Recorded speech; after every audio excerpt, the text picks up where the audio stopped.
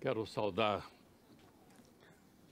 os meus amados irmãos presentes nesta congregação e também aqueles que nos ouvem através da internet, com aquela saudação da igreja primitiva: graça e paz.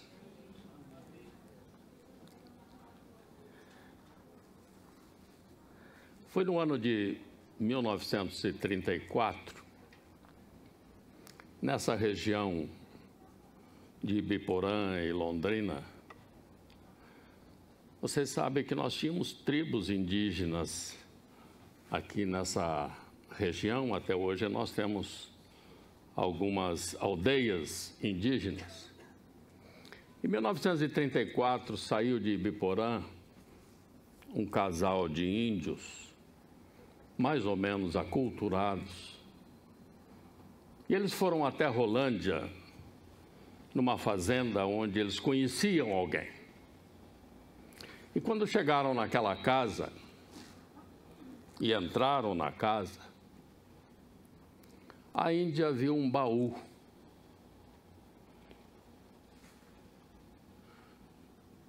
E a dona da casa chegou e essa índia disse assim: dentro daquele baú tem um livro de uma capa preta. A dona da casa disse: é verdade, eu ganhei de um pastor da cidade de Londrina. A índia disse assim: a senhora me dá esse livro? A mulher deu o livro para a Índia. Anos depois, esse casal chega até a Igreja Presbiteriana Independente em Londrina, ali na rua Mato Grosso, e procuram o pastor.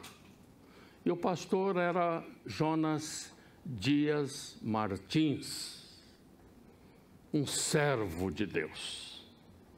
Eu o conheci muito bem, pois toda a família, tanto paterna como materna, a minha família, pertenciam à Igreja Presbiteriana Independente. E esse casal chegou ao pastor Jonas Dias Martins e pediram batismo.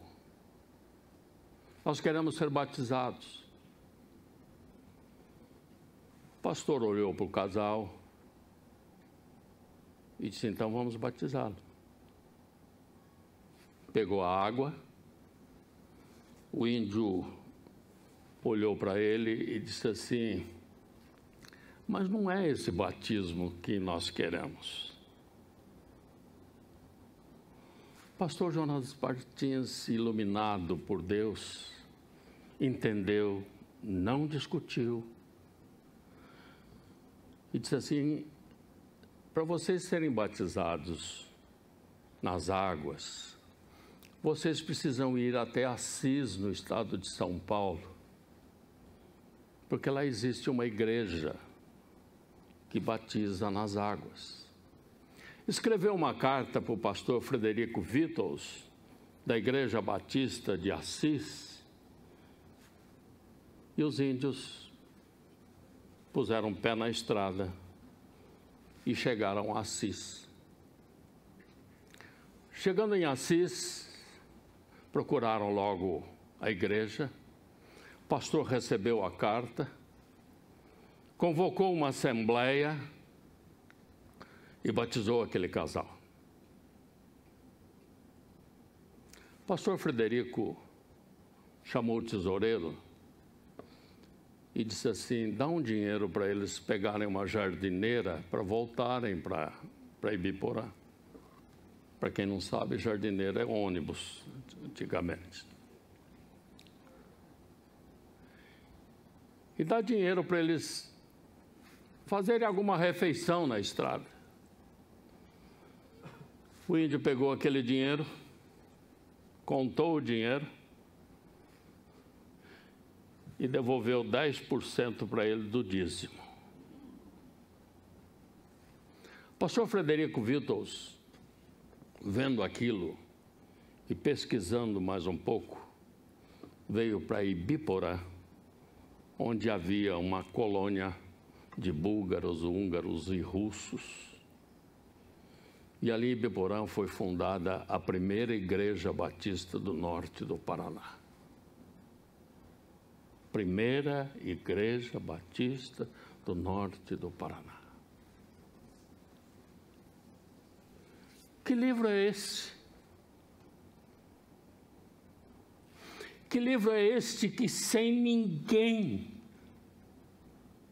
a Índia que não sabia ler, aprende a ler na Bíblia e faz uma transformação extraordinária? Que livro é esse? Foi o livro que a minha mãe também aprendeu a ler. Naqueles tempos antigos, onde não havia escola.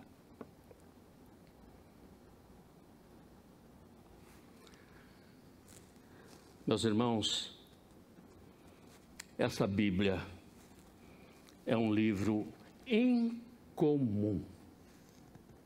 Incomum. Antigamente era só a capa preta, hoje nós temos diversas capas, diversas edições para as crianças, para os kids, para as mulheres, para as moças, para os executivos. Nós encontramos essa palavra de Deus com versões diferentes, mas é um livro incomum.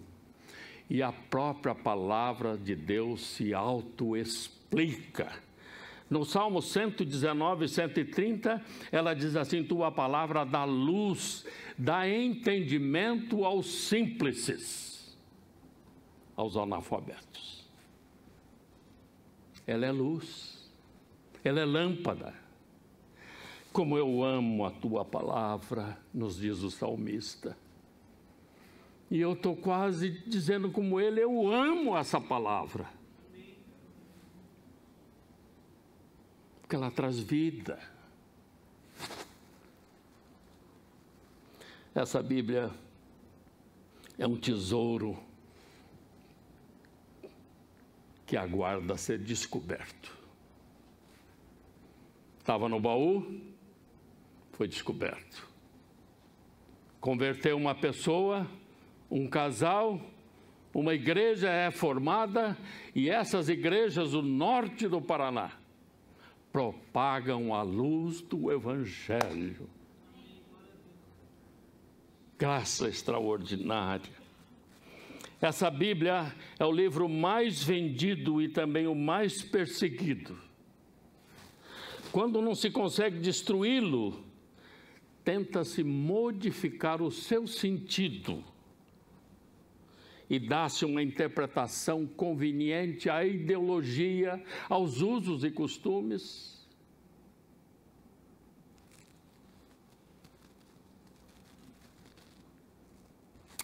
Como fruto da Reforma, em 1617, tivemos estabelecido 5 pilares que as igrejas reformadas confessam seguir e defender, que são os 5 solas, como nós falamos aqui no dia 31 de outubro passado. Sola Escritura. Somente a Escritura. Somente a Bíblia. Somente a palavra de Deus. Solo Cristo. Somente Cristo. Solo fide, somente a fé, somente a graça e a glória somente ao Deus Pai. São os 5 fundamentos. E nós veremos nesta manhã, começando com somente a Escritura, nós abordaremos solo Cristo. Somente o Cristo. A Escritura é a única regra de fé e prática da igreja. E o protestantismo aceita doutrinas de sua inspiração, autoridade, inerrância, clareza, necessidade e suficiência. não precisamos de mais nada. Somente a palavra de Deus. E o teólogo George MacDonald disse: a única utilidade da Bíblia é fazer-nos olhar para Jesus, que por meio dele possamos conhecer seu Pai e nosso Pai, seu Deus e nosso Deus. Então a Bíblia é para revelar a pessoa de Jesus Cristo. Essa palavra escrita é a voz de Deus. E meus irmãos, desde o início dela, do Gênesis, ela começa a apontar para a pessoa de Jesus Cristo. Mas a nossa natureza pecaminosa nos impede de ver Jesus. A nossa natureza crítica, racional, nós temos que ser e devemos ser racionais, mas ela nos impede de ver a pessoa de Cristo, porque nós somente vemos a Cristo pela fé. São Tomás de Aquino dizia que é muito difícil alguém crer em alguma coisa que não passe pelos 5 sentidos. E fé não passa pelos 5 sentidos. A fé não passa.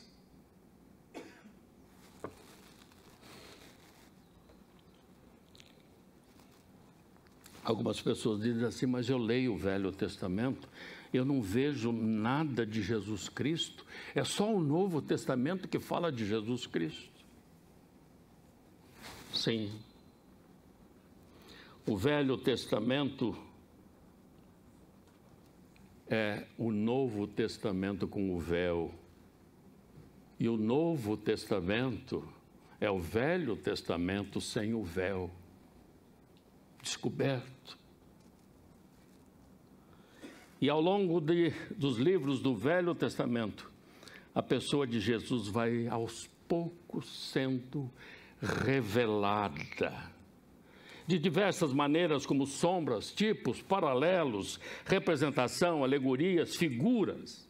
É mais ou menos como uma cortina aqui nesse palco. Essa cortina está fechada, ninguém vê os cantores, ninguém vê o pregador, ninguém vê os instrumentos, ninguém vê nada. Mas aos poucos essa cortina vai sendo aberta e a gente começa a ver o que está no palco da vida, o que está no palco da história. E há um episódio interessante: quando Jesus nasceu, no 8º dia, ele foi circuncidado, mas 33 dias depois ele foi apresentado no templo. Como eu gosto de ver quando o pastor apresenta as crianças aqui. Aquilo é típico do Velho Testamento, usos e costumes. E Jesus foi levado ao templo. Lucas 2:25 diz assim: havia em Jerusalém um homem cujo nome era Simeão. E este homem era justo e temente a Deus, esperando a consolação de Israel, e o Espírito Santo estava sobre ele.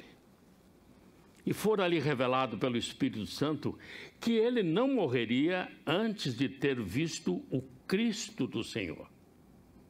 E pelo Espírito ele foi ao templo.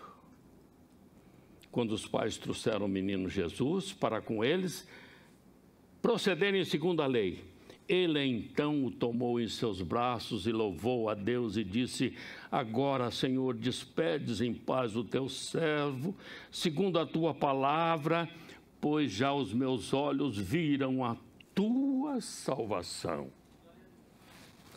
a qual tu preparastes perante a face de todos os povos, luz para iluminar as nações e para a glória do povo de Israel. Olha que coisa interessante. O sacerdote que procedia o ritual que tomou a criança nos braços, ele não sabia que era o Cristo do Senhor. O Espírito Santo revelou para quem? Para Simeão. Talvez você esteja aqui hoje porque o Espírito Santo o conduziu até esse ambiente para ouvir a palavra de Deus e crer na pessoa de Jesus Cristo. O que Simeão disse? Agora eu posso morrer porque eu já vi a tua salvação. Era criança ainda. Ele não havia morrido ainda. Mas pela fé ele sabia que aquele menino iria dar a sua vida pelo resgate de Israel, segundo a concepção dele. Então, meus queridos, essa Bíblia fala o tempo todo de salvação. Querem ver um exemplo? A Arca de Noé é a figura, é um tipo de Jesus Cristo. Um tipo de Jesus Cristo.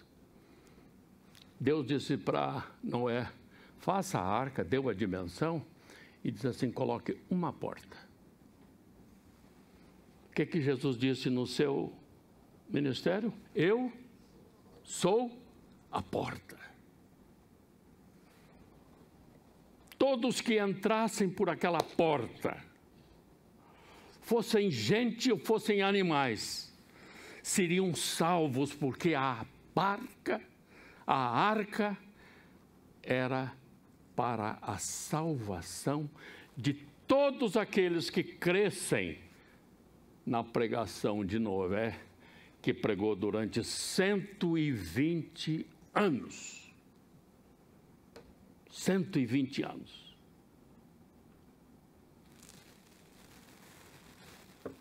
Eu sou a porta. Se alguém entrar por mim, salvar-se-á e entrará e sairá e achará pastagens. Jesus falando aqui em João, quando ele diz, eu sou o bom pastor. Agora, a coisa interessante ainda na arca, que o primeiro convite para a salvação, está justamente em Gênesis 7:1, que diz assim, Noé, entra tu e toda a tua casa na arca. Primeiro convite para a salvação. Você quer se salvar? Entra, porque seria salvo quem estivesse na arca.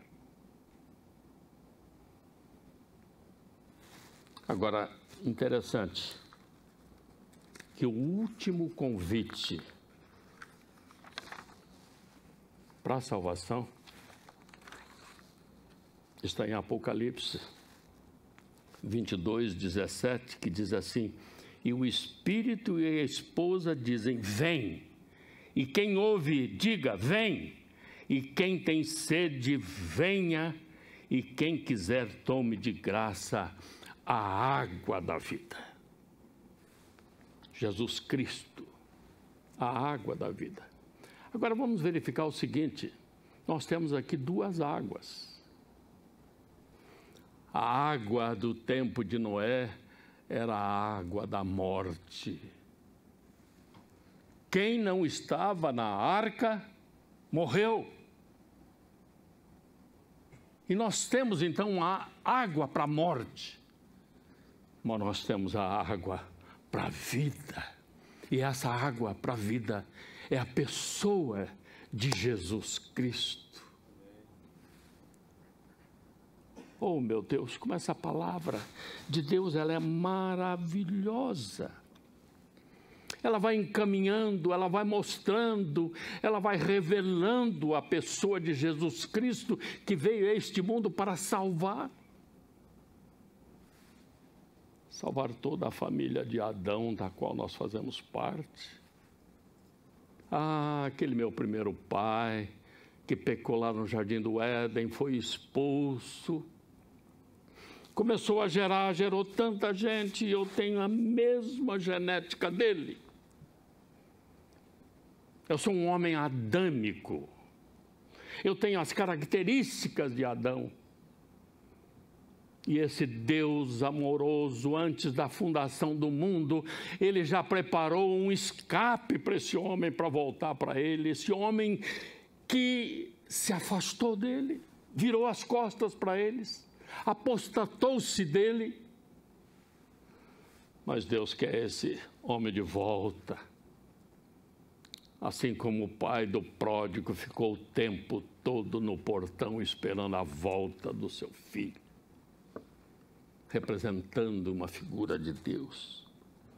Mas, meus irmãos, nesta manhã, quero tratar com essa amada igreja de um personagem bíblico, muito querido e admirado, que é considerado um tipo de Jesus, que é José do Egito. Ah, meus irmãos, quando pegamos a palavra de Deus, nós encontramos pelo menos 30 características de José, que são as características de Jesus. Pelo menos 30. Serei muito breve aqui, porque temos muita coisa. José foi amado do seu pai. Jesus, o filho amado de Deus.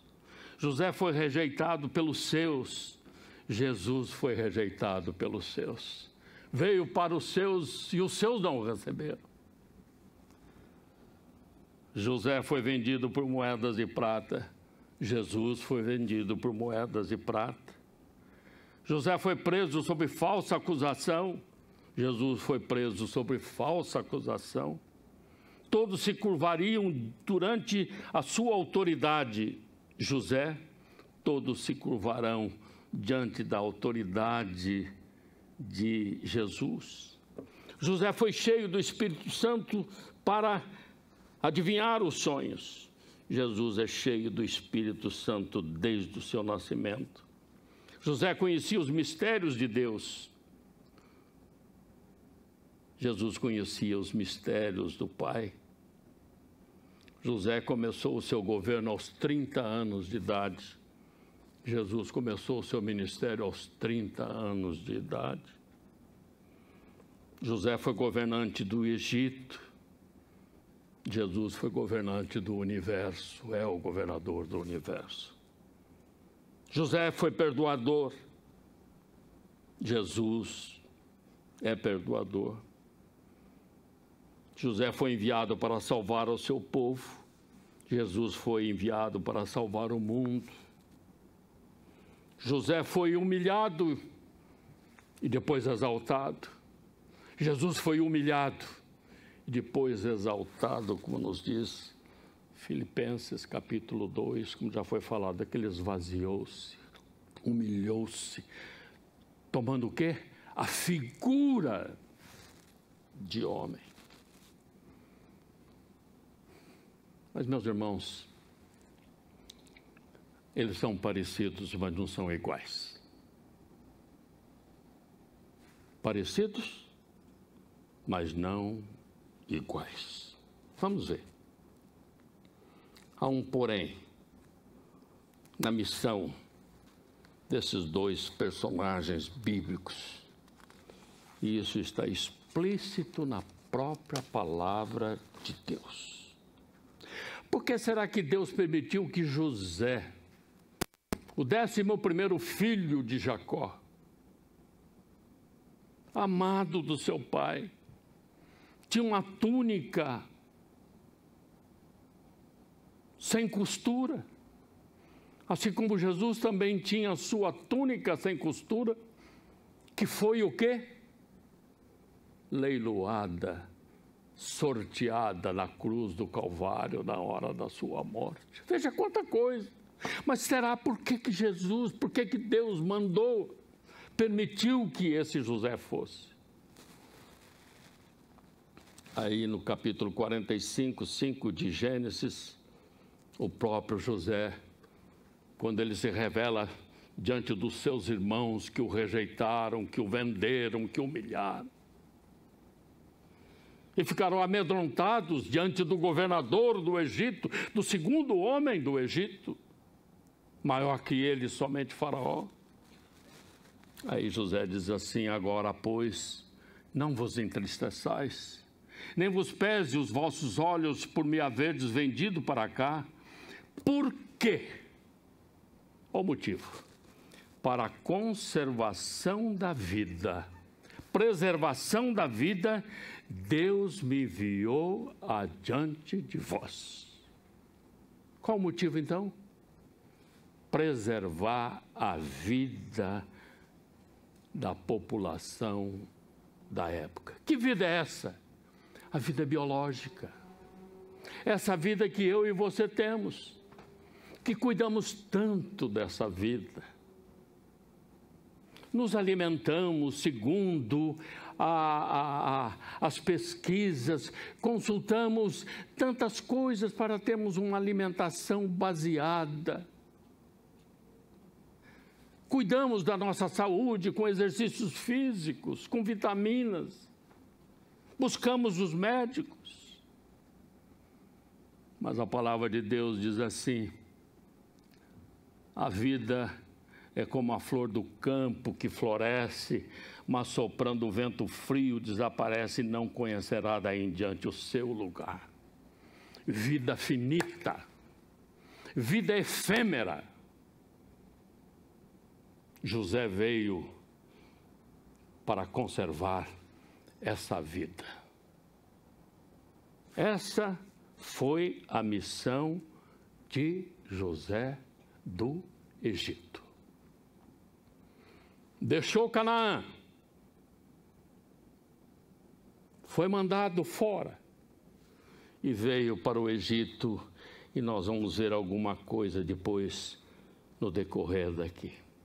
1730 anos depois de José ter dito que ele veio para produzir alimentos, para preservar a vida, Jesus de Nazaré, em João 10 diz assim: o ladrão vem somente para roubar, matar e destruir. Eu vim para que tenham vida e vida em abundância. Aí já não é mais vida biológica, é vida eterna, que não acaba mais. Então, parecidos, mas não iguais. E essa vida eterna somente Jesus pode dar. E Paulo, lá em Gálatas 4:4, ele diz: vindo a plenitude dos tempos, no auge dos tempos, Deus enviou o seu Filho, nascido de mulher, nascido debaixo da lei, para remir os que estavam debaixo da lei, a fim de recebermos a adoção de filhos. E porque sois filhos, Deus enviou aos vossos corações o Espírito de seu Filho que clama: Abba, Pai. Agora, em Cristo Jesus, eu tenho um Pai. Nós nos confundimos, meus irmãos, quando pensamos que todos são filhos de Deus. Não, nos ensinaram errado. Quando nós nascemos, nós somos criaturas de Deus. Criaturas de Deus. Diferente dos animais que não têm alma. Deus soprou o fôlego da vida em nós, nos deu um raciocínio. Mas nós não somos filhos de Deus mais, porque perdemos essa filiação quando o nosso primeiro pai pecou. Mas aí, quando Jesus disse assim, João diz assim, ele veio para os seus não receberam, mas deu-lhes o poder de serem chamados filhos de Deus, a saber, os que creem no seu nome. Quando eu creio na pessoa de Jesus Cristo como Filho de Deus, eu passo então a ser filho de Deus. se eu não tenho esse Jesus crucificado, eu não sou o Filho de Deus. Em Cristo e por Cristo, ao que crê passa a ser filho de Deus, passa a fazer parte da família real. E esse Jesus, ele diz assim: eu sou o caminho, a verdade e a vida, ninguém vem ao Pai senão por mim. Vocês não acham que aqui está tudo dito? É claro isso? Jesus diz assim: eu sou o caminho, eu sou a estrada, eu sou o highway, eu sou o freeway, você dá um nome que quiser. Eu sou o caminho, a verdade, não existe uma outra verdade. Nós estamos acostumados que a verdade é relativa, não, a verdade é absoluta. E ele diz assim: e ninguém vem ao Pai senão por mim. Para mim isso está muito claro. Mas o que aconteceu? Aconteceu que não se nega Cristo, mas acrescenta-se a ele apêndices desde o nascimento da igreja. Aqui começa a história. Por que em 1617 houve um basta? Vamos parar com isso e vamos voltar aos marcos antigos.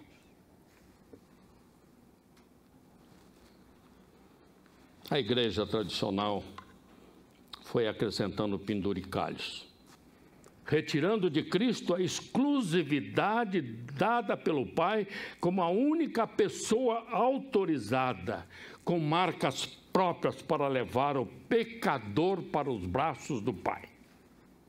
Deus outorgou uma missão a Jesus Cristo: é levar o pecador de volta para Ele. Somente Ele.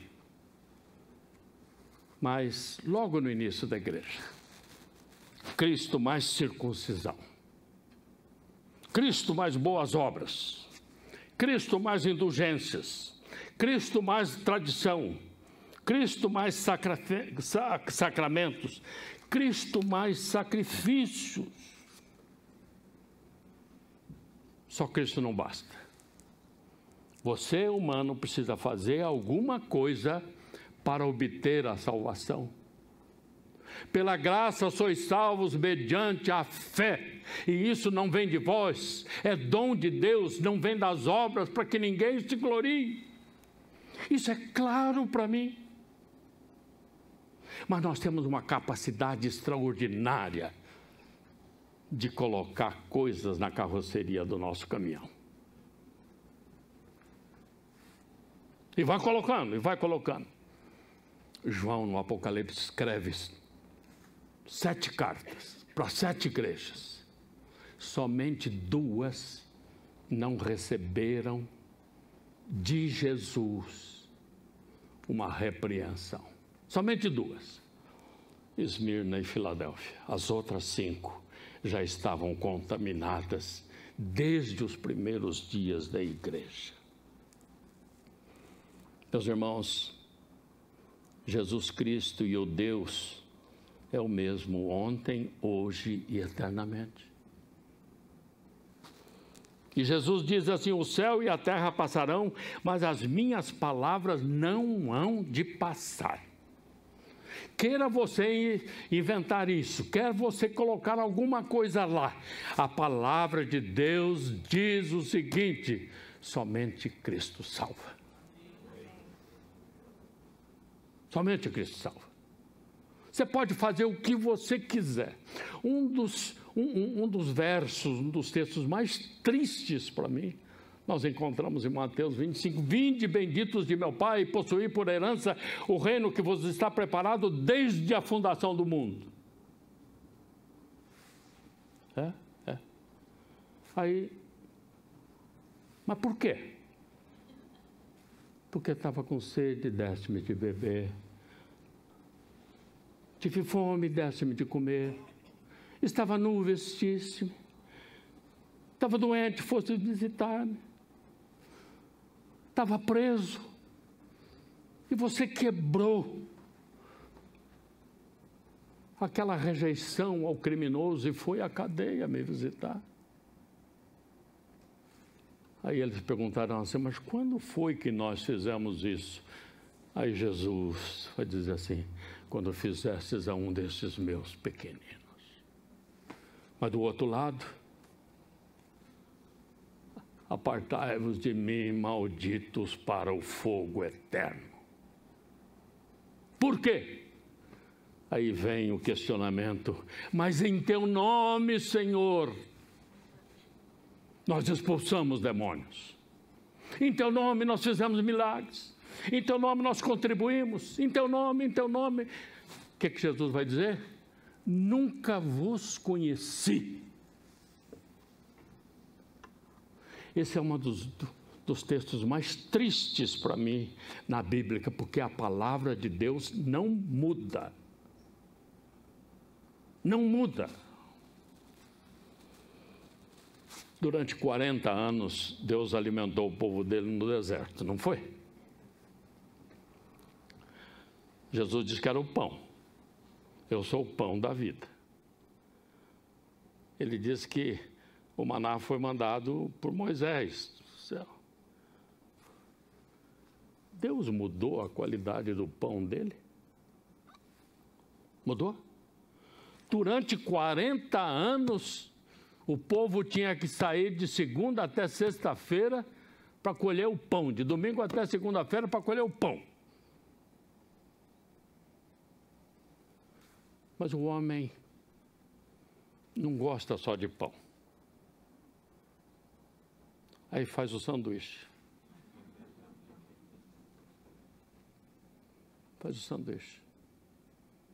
Tem aqui no auditório uma senhora que é especialista em pão. Misericórdia. Se o pão não estiver bom, ela fala. Ela fala. Então vem o pão. Aí você começa, abre o pão, parte o pão. Na ceia de hoje, quando foi falado de partir o pão, até na ceia, que é uma coisa tão simples de partir o pão, aí vem uma doutrina da consubstanciação, da transubstanciação e assim por diante, que esse pedaço de pão, ele não é só pão. Nele. Aí o homem fez o sanduíche. E um pouquinho de cultura. Como é que surgiu esse nome de sanduíche? Havia um homem muito ilustre no século XVII, 1760, era o Lord Montagu, que era de um condado chamado Sandwich, na Inglaterra. E esse Montagu era um jogador inveterado. Passava noites e noites jogando. E um dia ele falou assim, me traga 2 fatias de pão e põe um pedaço de carne aqui dentro que eu não posso parar de jogar. Então, com o sanduíche ele comia e com a outra mão ele jogava. Essa é a origem desse nosso sanduíche que nós temos até hoje. Mas, meus irmãos, Jesus é o pão do céu que desceu para nos alimentar. Mas eu falei que os nossos olhos não conseguem ver. E Jesus e Deus precisava de um mediador.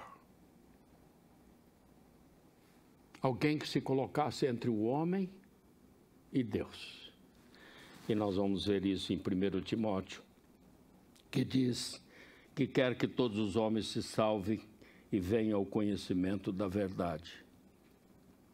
Porque há um só Deus e um só mediador entre Deus e os homens, Jesus Cristo, o homem. Jesus Cristo, o homem. Esse o, artigo definido masculino. Não tem dúvida. É esse o meu intermediário. Mediador é aquele que se interpõe entre pessoas em dificuldades, tendo em vista reconciliá-las, e as partes devem se comprometer a aceitar a sua mediação. Deus escolheu a Cristo como mediador antes da fundação do mundo. Deus escolheu o seu Filho para fazer essa ponte. Aí vem a expressão pontifício, essa ligação. Mas o homem não quer. E isso está lá no início da Bíblia. Quer ver em Êxodo 20, 18? E todo o povo viu os trovões e os relâmpagos e o sonido da buzina e o monte fumegando, e o povo, vendo isso, retirou-se e pôs-se de longe, e disseram a Moisés: fala tu conosco e ouviremos, e não fale Deus conosco para que não morramos. Deus nessa posição, o homem é aqui embaixo, ele tem medo desse Deus. E ele quer, então, Moisés para ser esse mediador. Agora, meus irmãos, talvez vocês leiam o livro de Jó e não percebem uma coisa que está inserida, está entranhada ali. Jó recebe a visita de 3 amigos que eu não gostaria de tê-los. Ô, gente complicada. Você é doente, você é machucado, e vem um camarada para botar o dedo na ferida. E Jó sofre as acusações. E no capítulo 9, 32, ele diz assim: porque ele não é homem como eu, a quem eu responda dizendo a Deus, vindo juntamente a juízo, não é entre nós árbitro, e põe a mão sobre nós ambos. Tire ele a sua vara de cima de mim e não me amedronte o seu terror. Era o medo que Jó tinha de Deus e era acusado pelos amigos, e ele queria alguém que entendesse Deus e entendesse os amigos e fizesse a sua defesa. Oh, meus irmãos, que coisa notável a palavra de Deus vai nos mostrando, revelando Jesus Cristo. Mas, meus irmãos, assim como José foi enviado para a manutenção da vida, Jesus foi enviado pelo Pai para uma missão espiritual. Resgatar o homem pecador, separado de Deus, morto nos seus delitos e pecados, e torná-los filhos de Deus. E durante mais de 1.600 anos, a igreja cristã sofreu ataques, incursões, adendos à doutrina. Então houve aquele basto: somente Cristo. E eu repito aqui o que está no estatuto dessa igreja. Afirmamos que nossa salvação é realizada unicamente pela obra mediatória do Cristo histórico. Sua vida sem pecado, sua morte redentora e sua ressurreição como obra suficiente para a nossa justificação e reconciliação com o Pai. É isto que nós, desta comunidade, cremos, aceitamos e defendemos. Então, meus irmãos, José pôde alimentar aos seus com mantimentos terrenos. Jesus nos alimentou com seu próprio corpo e sangue, trazendo-nos saúde espiritual. A palavra de Deus é riquíssima em bênçãos, em bênçãos. E finalizando, eu quero trazer 3 observações que julgo muito importantes nas semelhanças entre Jesus e José, ou entre José e Jesus Cristo. José foi mandado para o Egito. Egito simboliza dor, sofrimento. escravidão. Pecado, abominação contra Deus, multidão de deuses. Canaã era a terra prometida e também simboliza a Canaã celestial, os céus. Então José foi mandado da terra prometida para uma terra de dor, de sofrimento. Assim como Jesus foi mandado do céu para a terra, lugar de dor e de sofrimento. Agora veja que coisa interessante. José, no capítulo 50, 25, já no final da sua vida, José fez jurar os filhos de Israel, dizendo: certamente vos visitará Deus, os livraria da escravidão que aconteceria, e fareis, pediu para os irmãos, transportar os meus ossos daqui. José não queria ser sepultado no Egito. Tirem meus ossos daqui.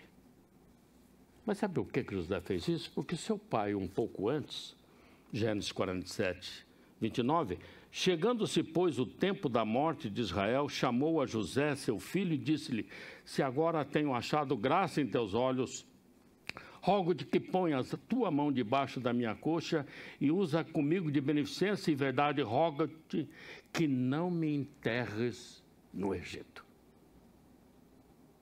Não me enterres no Egito.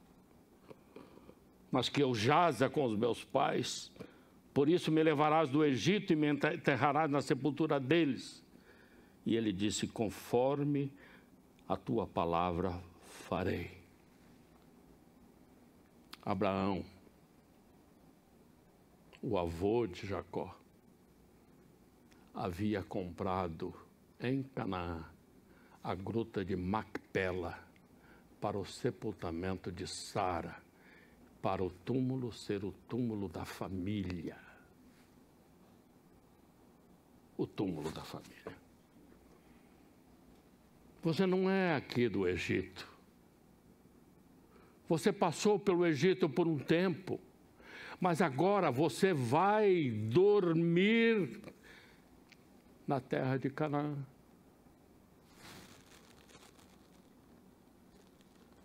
A gruta de Macpela, que Abraão comprou de Efron na presença dos filhos de Et, custou 400 barras de prata.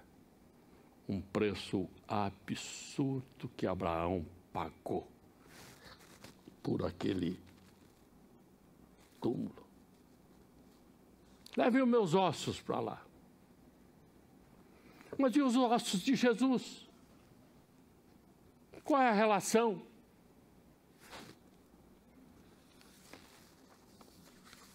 O corpo de Jesus não se decompôs. O corpo de Jesus não se decompôs, que se chama corrupção. O meu servo não passará por corrupção, deterioração do corpo. No terceiro dia, as mulheres foram. Onde estava o corpo de Jesus? Uma das maiores emoções que Irani e eu tivemos foi que chegamos no túmulo, chamado túmulo de Jesus, e lá estava uma placa: por que buscais aquele que aqui não está, ou que ressuscitou? Por que buscais entre os mortos aquele que ressuscitou? Então, José não quer ficar no Egito, quer ir para Canaã. E Jesus veio para nos levar para Canaã eterna. Para Canaã eterna. Os nossos ossos ficarão aqui, mas um dia haverá a ressurreição do quê? Dos corpos. E para onde iremos? Iremos para Ele, para os céus. Igualzinho lá José está falando. Segundo ponto. Duas ordens iguais foram dadas com o mesmo sentido, com 1.700 anos de diferença. Faraó, quando o pessoal vinha pedir pão, o faraó dizia assim: tendo toda a terra do Egito fome, clamou o povo a Faraó por pão. E Faraó disse a todos os egípcios: ide a José, o que ele vos disser, fazei. José. Pão físico com José. Aí no primeiro milagre, no casamento das bodas de Caná, João 2,5, Maria, e faltando vinho, a mãe de Jesus disse: não tem vinho. Disse-lhe Jesus: mulher, que tenho eu contigo? Ainda não é chegada a minha hora. Sua mãe disse aos servos: fazei tudo quanto ele vos disser. A mesma frase foi dita 1.700 e tantos anos depois. Será que isso é coincidência, meus irmãos? Ou será que Deus não está dizendo aqui que nós temos dois homens, e Paulo vai explicar isso? Um homem é terreno, ele providencia as coisas da terra, mas nós temos um homem do céu, um homem celestial, que ele busca as coisas do céu. Jesus disse: eu sou o pão.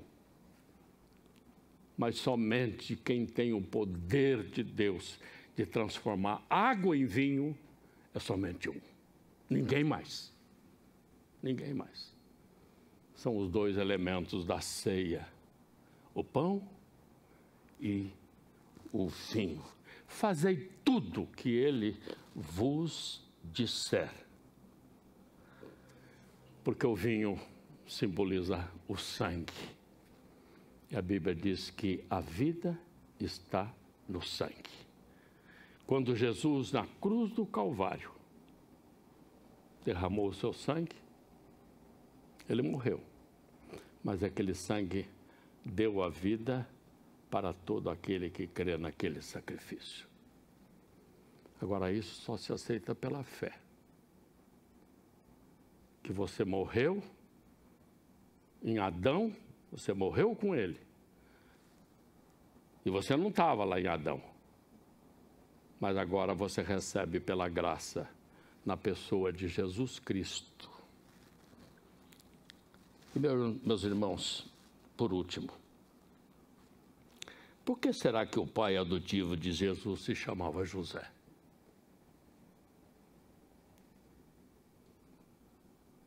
Coincidência?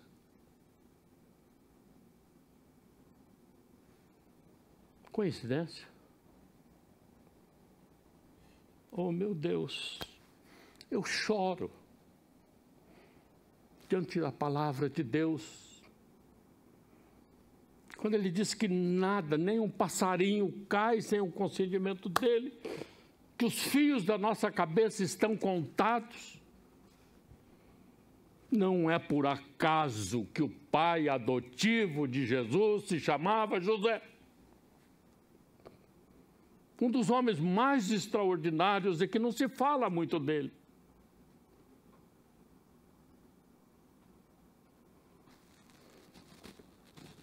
Oh, meu Deus! José do Egito alimentou o povo. E José alimentava Jesus, que não era o seu filho. José do Egito alimentou um povo que não era o seu povo, mas o povo o havia adotado. E José alimenta o seu filho Jesus, que não era seu filho, era um filho adotado. Tem alguma coisa por trás disso? Tem. Tem. Esse José um dia seria adotado pelo pai de Jesus. Que a Bíblia nos diz, tanto em Gálatas, Romanos, que nós somos aceitos como filhos por adoção. por adoção, quando nós cremos nesse Jesus. Meus irmãos, por último,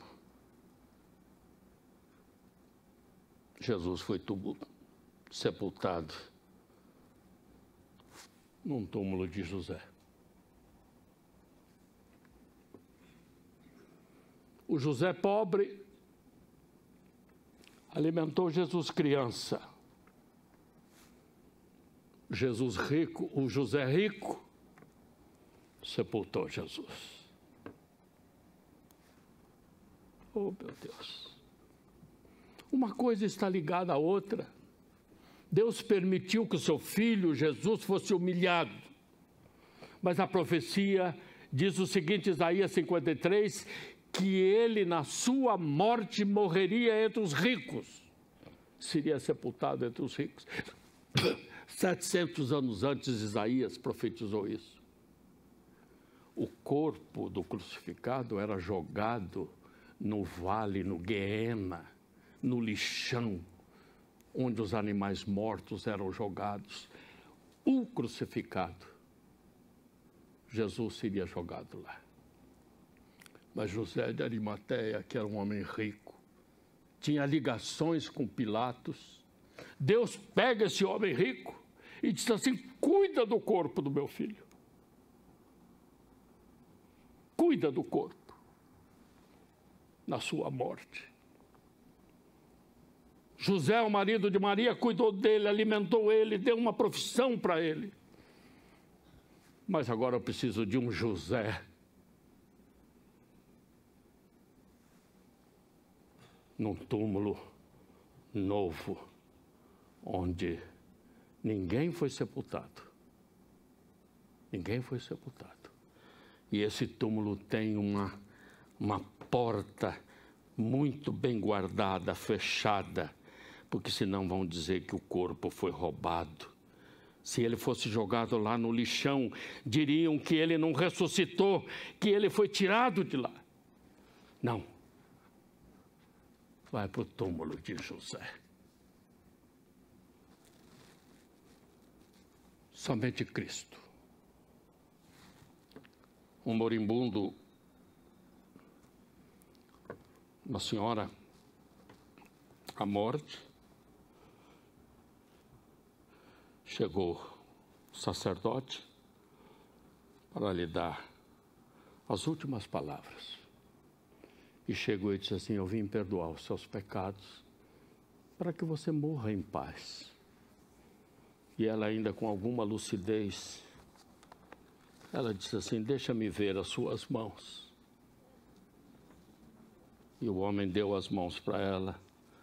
Ela olhou na frente, olhou atrás e disse assim, o senhor não tem condição de perdoar pecados? Onde estão as marcas do cravo, dos cravos? Só o Cristo, somente Cristo tem essas marcas para perdoar os nossos pecados. Em nome de Jesus, Pai amado, abra as nossas mentes, os nossos corações para a Tua palavra, viva e eficaz. Alimenta-nos a alma com ela. Revela-nos a pessoa de Jesus Cristo, que veio a este mundo para morrer a nossa morte. E Ele derramou o seu sangue nessa cruz cruenta, para que houvesse, Senhor Deus, no terceiro dia a ressurreição, e os seus ossos não ficaram aqui no Egito. E nós teremos juntamente com Ele um corpo de glória, quando Ele voltar novamente. Que esta igreja seja, Senhor, para a honra e glória do Teu santo nome. Que cada irmãozinho aqui ame esta palavra e ame a Jesus Cristo, para que andemos em união, em amor, em solidariedade. o amor do Pai, a graça do Senhor Jesus Cristo e a consolação do Espírito Santo esteja sobre cada um, agora e para todo sempre. Amém. Amém. Vamos em paz, meus irmãos.